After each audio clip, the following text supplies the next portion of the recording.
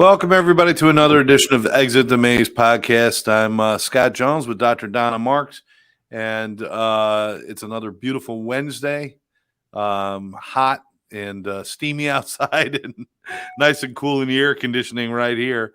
But if you like this show, please remember to subscribe to the channel and share this show with your friends. It's really important that we get people to share this with each other so that we can continue to bring you programming that talks about addiction. But Donna, how are you? I'm doing well. How are you? You know, I'm doing really good. Good. Excuse me. No, I'm doing really good. Karen took a little break and went up to see some family up in New York that she hasn't seen her grandkids in a couple of years now because we've been so busy and COVID and everything. So she's got a little break going up there, and I'm in the office writing and doing my part. So, so everything is good. But how are you? Everything good with you? Fantastic. Thank you. Excellent. It's funny how we never know how these shows are going to go, and that's important. We're glad about that. So if you guys who are listening, who are joining in, want to ask questions or just make comments, whatever you'd like to do, please do that with us and become a part of what we're doing because it's important. And that'll also give us an idea about what you want to hear about. In the meantime, I started a list last week with you, and we got through 1 out of 10 items. But you got a lot of response from it, too.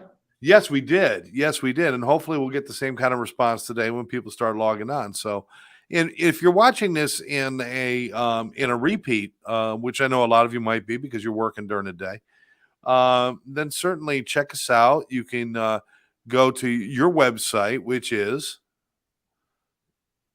www.drdonnamarks.com. That's it, drdonnamarks.com, drdonnamarks.com.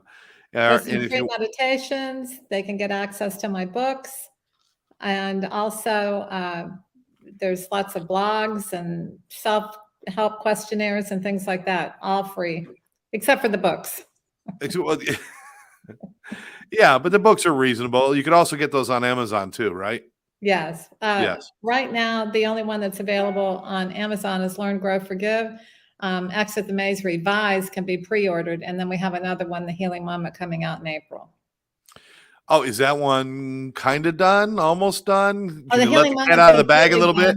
Yeah, it's completely done except for, when you have the publishers, they have to re-edit. So yeah, it's in that final phase now of that. That must have been exciting when you did your first book. It's not so exciting as it's very gratifying. I feel like I'm doing what I'm supposed to be doing spiritually. Oh, okay. So it's a feeling of real alignment. It's not so exciting, but I enjoy doing it. I love writing, but it's more like, okay, this is the second phase of my career life, and I'm supposed to be doing this. I feel very strongly. So it's not like back there, I need to do this. Sometime I need to do this. I'm doing it. I don't have to keep tapping on my shoulder. I got you. I follow you. There's a lot of people out there. A lot of people say, I wish I could write a book, and everybody thinks they have a story to tell. And the truth is, everybody does have a story to tell because everybody's story is unique. And yes. You don't know what people can learn from your experiences and different things. Any advice for people who have always wanted to do something like that? I mean, how do you get started with something? Well, I didn't do this, but there are all kinds of book writing organizations and groups. And those I hear are very good because you read things to the group and there's your market, your test market right there. And then you also can get editors and things like that. What I did was I hired a professional editor who had a lot of experience in book writing. And she took me through the first one. Through the Exit the Maze, the second book, which has now been revised and edited again by someone else. And then the third book, I just hired someone. You can go right on, you can just Google editors, and there's all kinds of organizations and businesses like Facebook, where you can find editors. But there's one, I can't think of the name of it right now, but that's all they do is have editors. And I would recommend doing something like that if you don't want to get into a group situation. I kind of like the group idea. It's almost like having a focus group right there while you're writing, and probably Exactly. they probably motivate you to keep putting pen to paper too. Right. You know, so Right. that's good. I definitely, If somebody wants to write a book, they should definitely do it. Definitely, because it's on your heart to do that for a reason. And yeah, it will help people. I've And like definitely you thought said, about you have a writing. story because it ties in with your life mission and your life purpose. Right, So to write that book is wonderful in many ways. First of all, it's part of your legacy. Second of all, it's fulfilling part of your mission here. And third of all, you're going to help someone. right. I think And you're going to break through. You're going to break through a lot of your own stuff too in the process. a lot of people think they have to be Stephen King or James Patterson or Clive Cussler. They got to have a. It doesn't have to be like that. It's You can be whatever better than that. You know, if you could. you're fulfilling your life purpose, you will find your way to as much success as you can handle. Oh, that's I excellent. really That's good believe that. advice. That's good advice. There's a lot of people that come through addiction who maybe not writing the book for, even if it's not for publishing, it might not be a bad idea for them to write down and review part of their story and to kind of like remind themselves of the road they traveled. It could be very useful in recovery, couldn't it? It could be very useful because again, you know, that like the 12-step books, there's one for every addiction, but Right, my right. favorite, of course, is the Alcoholics Anonymous book. But those are full of stories of people who have overcome and who have recovered. And it's in we're not to be afraid of our past. I know a lot of people, I think a lot of people get that thing where once they recover from something, they want to put it behind them and kind of like never look back and never think about it and never talk about it, pretend it didn't happen. That's kind of a dangerous thing to do, isn't it? Well, it may be dangerous for some people, but I think that the most beautiful thing about overcoming any problem is that you use that experience to help others. And that's the key of my book, Learn, Grow, Forgive. You know, we're taught that doing the same thing again and again is insanity, but I say it can be sanity if you're learning and growing and forgiving from each time that you do that same thing you don't want to do. And eventually, like any bad relationship, it will eventually just fall away from you. You will have no interest in it because you will have learned how to love instead of how to be addicted. It's just a bad Absolutely. relationship. I saw on TV the other day that this guy was advertising some type of app for his phone credit card relief, you know, and he says, I'm breaking up with my debt. You know, we I like break up that. with our addiction. You know, we break up with things that aren't good for us when we learn how to love ourselves.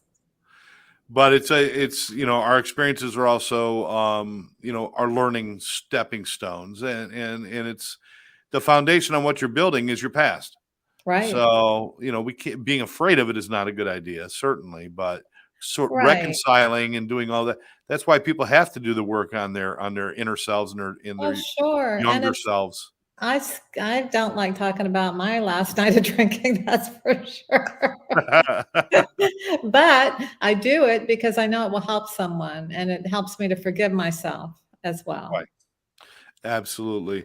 So we were doing these were common questions that are asked, and if last week we started with the first one, which was what is addiction, and you talked about it very eloquently about about if it's causing problems, if it's changing how you live and the things you do, and that's important. One of the things that we've been talking about a lot in the industry is about mental health and addiction. And one of the questions that I've seen come up often is, does addiction lead to a mental health disorder? Or could addiction cause mental health disorders? We understand that sometimes people who have mental health disorders could fall into addiction because they're trying to self-medicate. But can it conversely cause mental health disorders? Well, I'm ultra conservative in the diagnosis of mental health disorders because Okay. I call it pain disorders. People are All in right. a lot of pain, and that triggers their symptoms. There are facilities where you do not take anything at all. You clear out your brain, and then we see what's happening with your brain. So what happens with addiction is it changes your brain. even if you don't have a substance use disorder, just that flooding of chemicals. And, I'm not a scientist, so you can look this up online. It explains it, much better than I can, that's for sure. But it definitely changes your brain chemistry when you have an addiction. The anticipatory response and the flooding of chemicals, and your brain gets altered. And after a while, it gets permanently altered. And I see all the time, like parents will come in or loved ones will come in and say, this person's mentally ill, when really they're addicted. And that's the problem. So once those addictions get addressed and the person learns how to have a healthy, nutritious, balanced diet, and they learn how to take care of themselves and to get rid of whatever the pain, the pain diagnosis is, then they live very natural and normal lives. Yeah, absolutely. Because what we do know is that when drugs and alcohol enter the brain, when the chemistry enters the brain, it throws off the pathways of dopamine and serotonin and all those things. And the changes in serotonin levels in the brain are a big precursor to things like anxiety and depression and bipolar and things like that. So Right. certainly, if it's not a full-blown diagnosable disorder or pain, as you would say, there certainly is the residual effects that will be depressive and anxiety ridden. So it's important to get your brain chemistry back. You mentioned diet. It's interesting because you do bring up diet quite a bit. Why is diet so important in recovery? Well, the evidence is overwhelming that what you eat is how you feel. I mean, it's just undisputable. And there's, I'm a ho-ho. I'm a ho-ho. That's it. You can Google sugar and emotions. And there's just a huge link in how it affects people emotionally. And it also has the same effect on the brain as crack cocaine. I think it was Harvard Business Review, or one of the major college schools of science had a study that they released on it. And it does the same thing as alcohol. There's only one chemical that's in alcohol that isn't in sugar. So that's why, people they used to, and they still do at a lot of meetings, don't have a drink, have a Snickers bar, have a donut, have coffee, because then you still get some drugs, but you're not going to go in jail. And you're not going to get divorced, and you're probably not going to go broke. But again, that's really not learning how to love yourself. It's just replacing one addiction. Yeah. Yeah. But there's a definite, the body needs real food. It's like any other vehicle. If you put, I say this all the time, if you put diesel in a gasoline car, or you put gasoline in a diesel car, you're screwed. And same thing with, putting foods in your body that your body's not designed, like processed sugar, high fructose corn syrups, which is in all kinds of sweetened things, and even things that you don't know are sweetened. Really isn't designed. Your body isn't designed to process that. It's not designed to process gluten, and excessive amounts of carbs. It's designed to process real food. So I don't say don't do any of those things. I'm just saying do 90%, and do them first before you put anything else in your body. And most people that do that, their insulin and their pancreas and their blood sugar and everything will regulate, and they won't have those binges and cravings if they do that. It's when I hear this all the time. Well, I had breakfast and lunch. It was really healthy, but at night I just want to eat my Tate's cookies. I'm like, oh my God. Yeah. Lunch is not laying on the sofa eating Pringles. That's not lunch. Right. But that being said, and you said like 90% or something, nobody's asking for perfection here, and nobody can achieve it anyway, so stop trying for it. But for somebody new in recovery, and you're saying that a balanced diet will help your brain recover faster, will help, because we all know post-acute withdrawal syndrome can be drawn out for a period of time. And a healthy diet's a big part of that, to replenish the brain with good chemicals, good chemistry. Brain food, yeah. But brain food, but it doesn't mean you can't have a piece of birthday cake. It doesn't. we're not talking about a fad diet where you got to crash from everything. We're talking about healthy eating habits, and there's Well, a I'm talking difference about there. if you can eat your meal and then have some of the birthday cake. Right. It But as doesn't long as even you're have not to doing it be a every whole night, piece. you You just know, not what do a people birthday do cake is every day. they start going like this when they're, because that part of the brain. But if you have a full stomach and your brain is not going to get as triggered and your blood sugars level, and you say, I'm going to have, and I do this all the time, I'm going to have a few bites of dessert. You know, that's a whole different program than, you know, okay, I've done my salad, where's my cake? There's a Yes. whole different consciousness, and you actually taste what you put in your mouth. You actually, you know, are aware of it and you enjoy it, and you don't need the whole thing. There's kind of new experiences that can be had with that. Actually, we had it was you, myself, and Karen had lunch one day at a wonderful place. Oh yeah, Uh, that was great. and we saw a dessert that you know, Karen wasn't, because of Karen's diabetes, she can't do certain things that we can do. But we're both like, we don't want to order a big dessert, but we'd like to taste it. And when you do something like that, where you're not binging into the food and you're not cramming it down you, but you're having taste events with friends and doing things like that, it actually creates almost this kind of social thing around the food, which actually is a little bit more fun and It's enjoyable. fun, yes. And I And forgot if what you we can got, do but it, it was it really does. good, wasn't it? Oh my God, that was one. That's I the best forgot what it was. banana cream pie I've ever had in my life. That's what it was. That's what it was. But and real whipped cream and everything. There was some nutritional value to it. Oh, The bananas. yeah, that's a stretch, Donna. That's a stretch. But But it was delicious, and I don't believe we ate the whole thing. We tasted it, and yeah, we it was tasted so all the good. If you components. can do that, not everybody can. For some people, sugar is like alcohol, and they can't have a sip or a taste. They can't. Well, now we're talking about people with eating disorders or who have developed those eating habits. Um, but if you don't have an eating disorder, you could develop healthy habits where, you know, I used to drink soda all the time. I used to drink Diet Coke, was like, that was water to me. I would Mm. drink it in the That morning. I was your drink it at, water? That was your fluids? that was my fluids. That and coffee were my fluids. And I figured if it's wet, there's water in it, so I'm fine.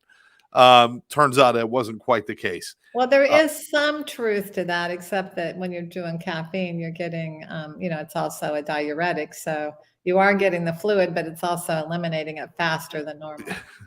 So, but what I've discovered is, and I still allow myself, and I enjoy having a soda, but when I do it once in a while, it becomes an enjoyable treat. If I do Uh-huh. it all the time, it becomes a habit that's not even enjoyable anymore. It's just something Right, I do. right. So when you're doing things like those foods, like having a pizza once in a while, or having an ice cream once in a while, or a soda, or whatever, um, you know, I'm not a guy who's ever going to totally get rid of that stuff, but I've learned that if I limit it, it becomes special when I have it. And Exactly. instead of eating a box of cookies, you know, the old Freihofer cookies, I don't know if you remember those, are the really soft little ones, but instead of eating a whole box of cookies, I'll sit down and I'll have one cookie because it's been a while and it becomes very enjoyable. Good And for so you. it's That's just what I'm changing talking about. habits, right? Mhm. Yes, You good know, for you. And that's exactly what I'm talking about. And and that's when you know you're having one cookie, you're not just sitting there watching TV eating cookies. You're enjoying the cookie. You're looking at it, you're getting the aromas of it, you're tasting it, you're savoring it, and it's much more satisfying than a whole box to really be at one with one cookie.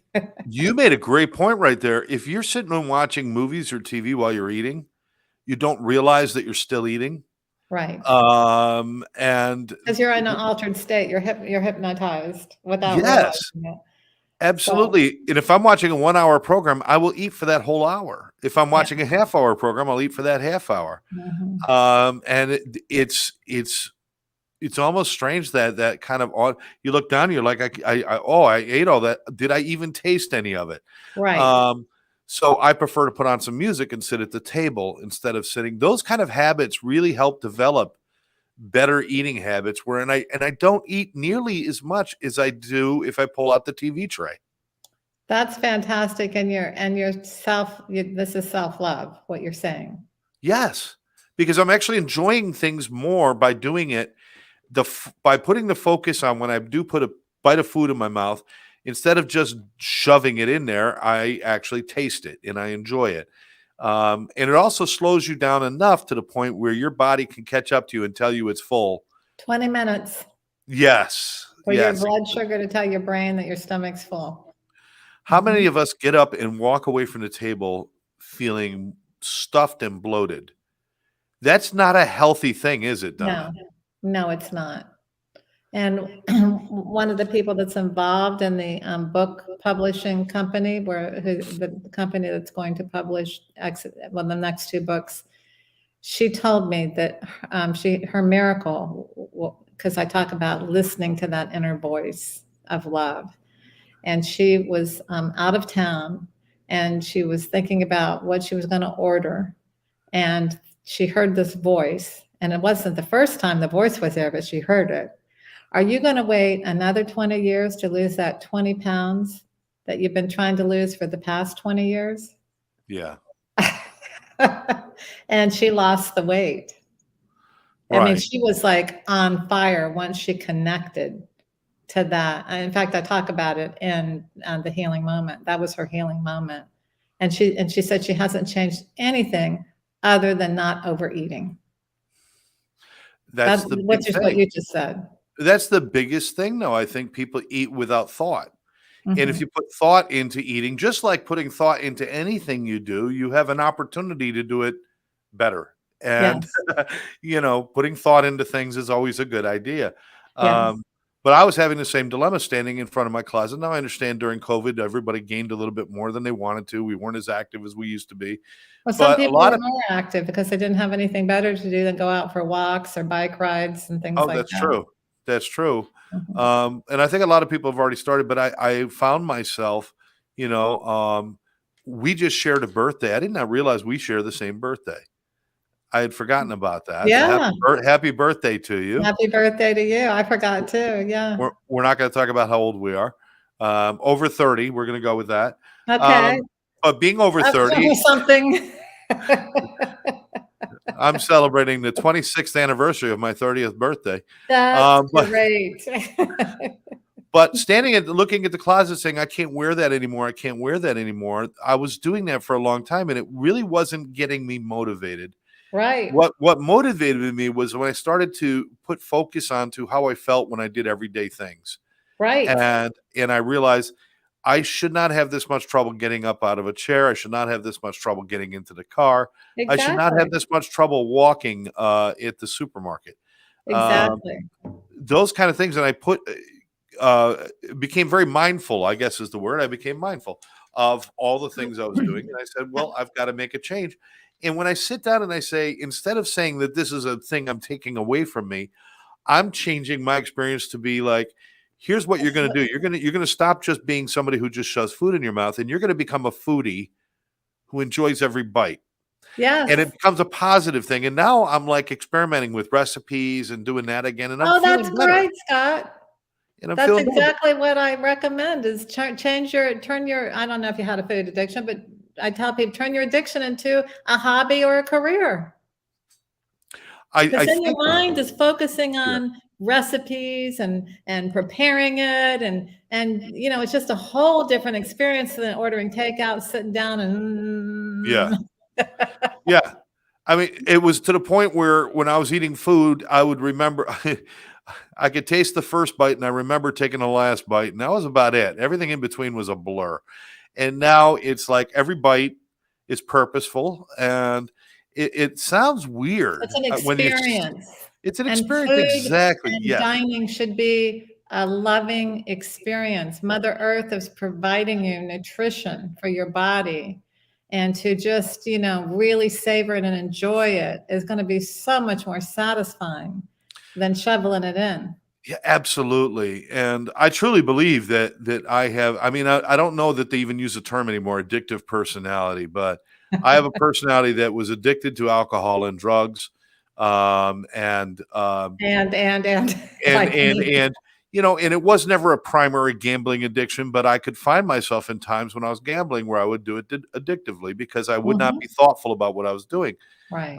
I could see where I was eating compulsively, whether it was an eating disorder or not, but I wasn't thoughtful about what I was doing. It's like I put all this thought into my addiction recovery, but I need to put thought into my physical health, my actions, and all those things. And that's where you find balance and recovery. That's what I'm really starting to figure out in my life. That It's is only taken all fantastic. these years, right? But that's wonderful. That's really and truly wonderful. And What that's kind of recipes are you making? you know what?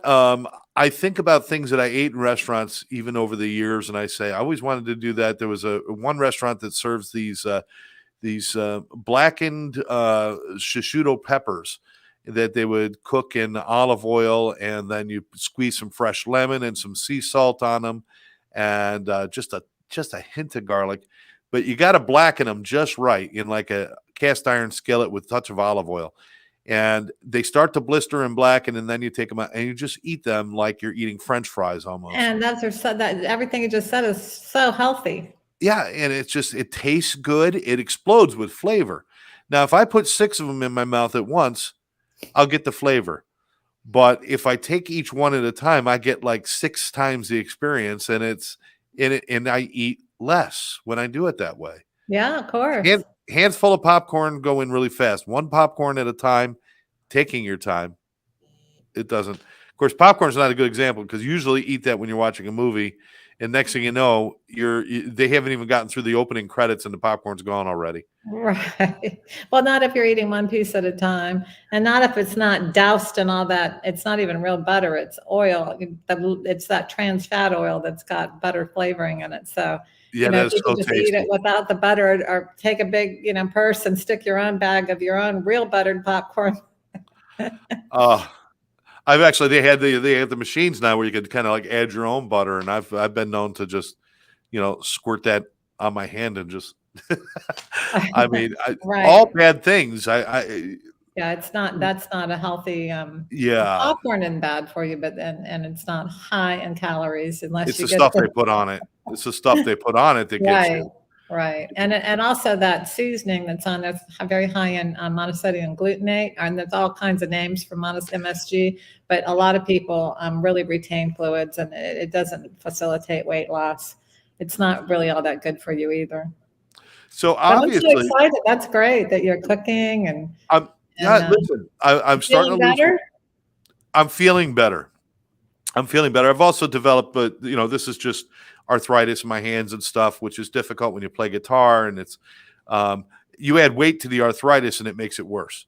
Right. So Well, arthritis is often and directly related to not getting enough collagen in your system from poor nutrition. Most people who, I think we talked about this a long time ago, most people who are overweight suffer from malnutrition because they're eating foods that are not yes, high in nutrients. And so, yeah, your body's talking to you. But you can yeah, there's some wonderful collagen supplements, and you can start, taking them and it doesn't, maybe there's 2 or 3 calories or 5 calories, and you get a scoop, or capsules, and all that'll go away. I used to have that. I started supplementing collagen, and it went away. nice. All right, well, that's a good Right. thought. But Give it I mean, I noticed it right away. the point is that if you are in recovery, these kind of things um, aren't just important to keep you sober. They're important to actually become a healthier, Feel good happier about human yourself. being. Yes. Yeah. Now, there's other And you things. just have a whole new perspective on life. You have energy, you're more aware, your brain's working better, you're not you were talking about COVID. One of the things I did, because I was like, oh, I can't go to the gym. We couldn't even go to the gym where we live. So there was somebody told me that they had done some type of a weight exercise, and you have to be on a food, not a diet, but you have to decide what kind of foods you're going to eat, not eat. And so I did no sugar, no wheat, and then you have to exercise twice a day, and you have to help other people. It's one of those, but it's an app, and you do it there's 4 different sections of it. So I did that during the year of COVID, the worst part of it. And that Okay. was a real personal challenge. I really enjoyed it. And like you, I had to get into, doing some more cooking, because we couldn't go out. And there was just all kinds of benefits from that. I'm trying to, it was called 75 hard. It's kind of a Oh, wow. guy's thing, but I did it. Yeah. No, I was out walking every day. You have to exercise twice a day, so you could watch a video and do indoor or ride a bicycle, stationary bike or something like that if you have one, or do yoga. So I'd go out for a walk in the mornings, usually early, and then do the yoga or something in the afternoon. Once the gym opened, I was back on the weights, but things like that can engage you. And, it's really a lot more fun than just sitting around and binging. Absolutely. Now, I mean, obviously, going out in any kind of exercise, and exercise is relative to the person. I get it. Some people they like 4 hours a day in the gym. Oh, Uh, not me. some people just to walk around the block every day with fresh air and some Right. sunshine. So, Do what you love doing. That's the key. yeah, but If you like bike exercise, riding, ride bikes. If you like it's the more gym, than go just to the having a gym. healthy body. It does help your mental status Mhm. greatly, Blood flow. especially in recovery, in early Mhm. recovery. To have some sort of physical activity is really important. Why? Right. How is that related to Well, when actually you're getting making your blood mental flow health to better? Yeah, you're getting blood flow to the brain, which makes it function better, and your organs. And it's good for your heart and your lungs because you're strengthening them. But also, you're producing, after 20 minutes of exercise, you're producing natural endorphins. So you get that natural high, the The good high, runner's not the high. bad high. Yeah, the And you can runner's get high, they addicted call to it. Yeah. that too, by the way. That's why people sometimes are running, 2 hours a day, morning and afternoon. That's, to me, just defeating the whole purpose. It's also called an unhappy home life. You just stay on the road running. But and you don't have to overdo it. Like you said, find something that you enjoy doing. And there's also a sense of accomplishment in following through with things like exercise and Oh, eating absolutely. healthy. That's Yeah. it, and it's like when you make commitments to yourself and you succeed at them, and you look back and you say, "Wow, every day this week I ate healthy, and every day this week I did a little bit of exercise." That's an accomplishment. Those are good for Absolutely. us to have too, right? Right, right. And again, if you have an app or you have a gym or some, a trainer or somewhere where you're accountable. Like I've signed up for Pilates, I signed up for Orange Theory, and I know I'm going to waste those memberships if I don't use them. So I kind of have a structure of 3 times a week I do those things, and then my husband and I have dance lessons one night a week, and it's nothing rigid at all at this point. When I was doing that program, it was kind of Yeah, be entertained during COVID so I wouldn't eat. But yeah, invest. People think, oh, I can't afford to go to the gym. Well, how much did you spend on dessert? How much did you spend going to your fast McDonald's? Oh, it's cheap. Well, let me see your receipts. We'll see how cheap it was. Then when you start like getting real food and you actually save money, you can afford to go and join a bicycle group or a yoga studio or something that you enjoy. You can. It will be there. absolutely. Absolutely. There's health clubs you can go for $15 a month. Right. Right. Um, or some people live in neighborhoods. I've got a health club in my neighborhood that we can all go, the neighbors can go to. Or just take walks. Get a bicycle. And do Get it a with bicycle. somebody. Then you have, Yeah, again, the accountability, and it's fun. You're talking, you don't even realize 30 minutes have gone by, and that's enough. exactly.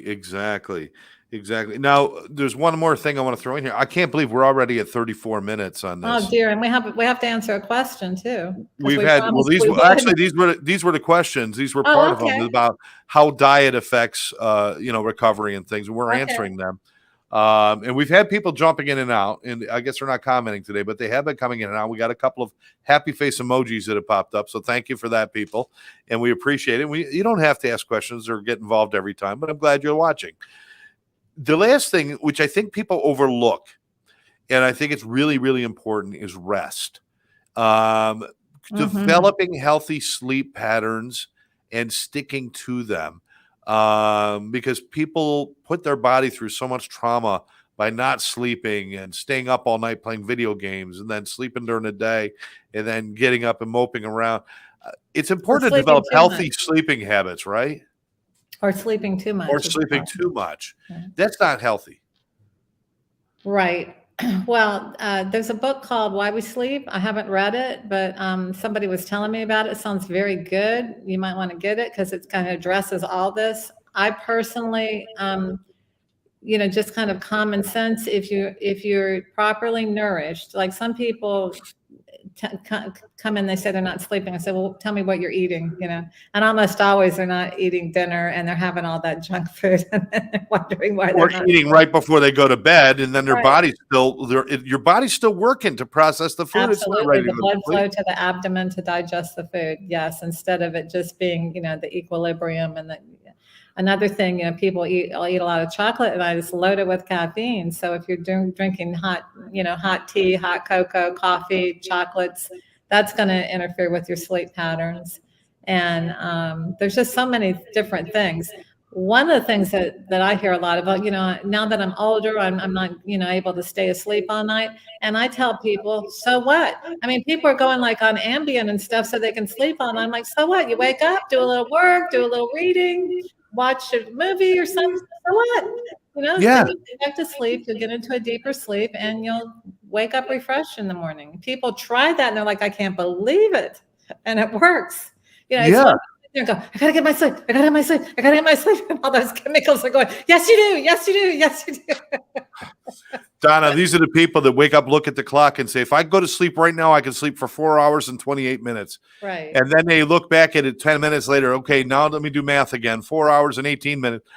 They drive this. You get so worked up and trying to relax, you cannot possibly relax. Absolutely. And what are you watching too? Because if you're watching your favorite crime shows, that adrenaline's pumping. Yeah, if I turn Law and Order on, I'm staying up. That's the problem.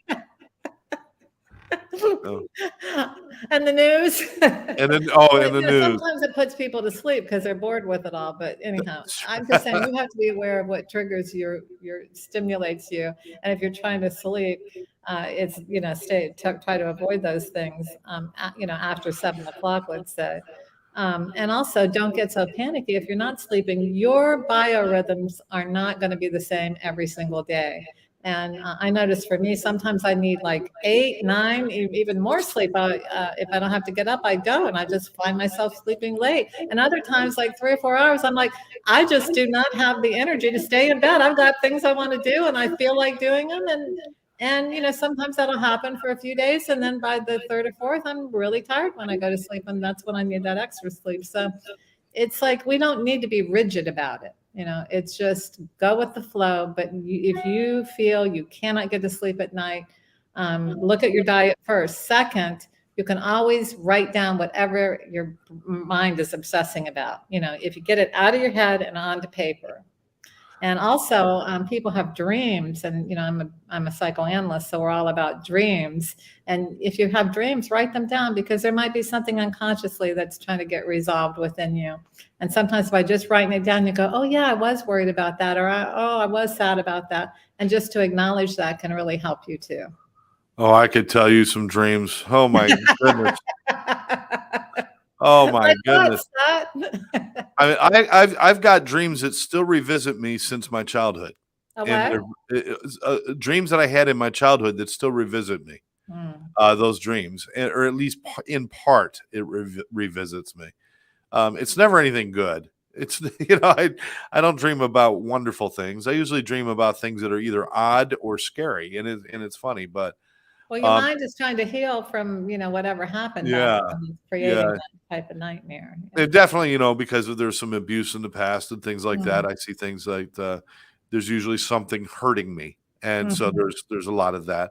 But one of the things I wanted to make a point is that even if we're not successful in sleeping through the night and doing it perfectly, if you have a job and you have to get up at 6 a.m. every day to go to your job, then that's like, okay, well, if I'm rigid, if I know I have to get up at 6, then you should probably have a cutoff time that you try to stick to as well.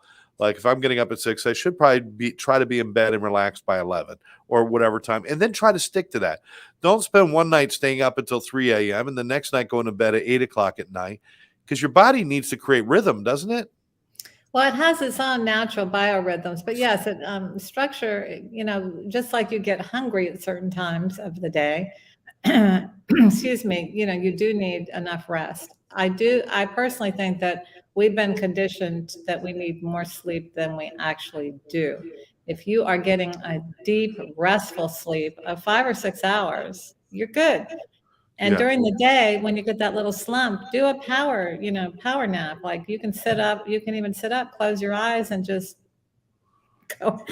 I like to listen to meditation tapes. Sometimes I listen to my own. They're right on my website. If anybody's interested, they're free.